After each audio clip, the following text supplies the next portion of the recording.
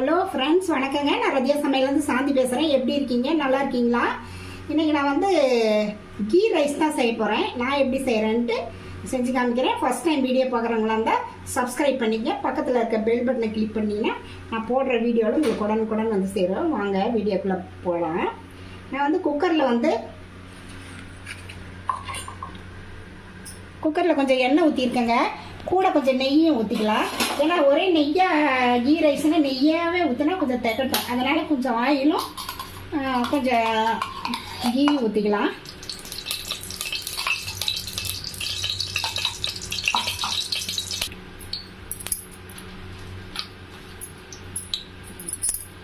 பாருங்கள், இதில் வந்து 3 கிராம்பு, 3 பட்டை, ஒரு அனாசி மொக்கு, ஏலக்காய் 3, பிரிஞ்சி இலை. எண்ணெய் காஞ்சிருச்சு. இது நம்ம இதில் போட்டுக்கலாம். இது பொரிஞ்சதுக்கப்புறம் முந்திரி இருக்குது பாருங்கள், இது மாதிரி கட் பண்ணி வச்சுருக்கேன்.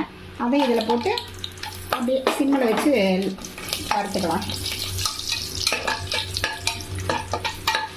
அப்புறம் பெரிய வெங்காயம் வந்து நைஸாக அறுத்துருக்கேன், அதையும் இதில் ஆட் பண்ணிக்கலாம்.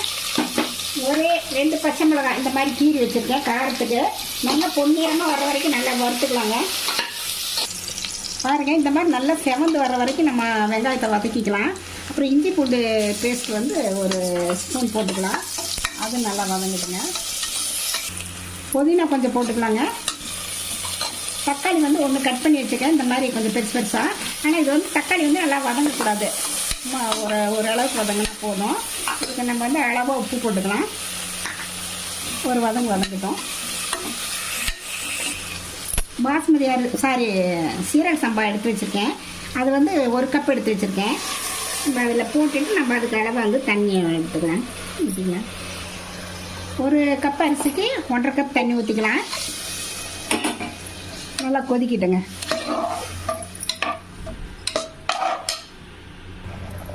பாருங்கள், நல்லா கொதிக்குது.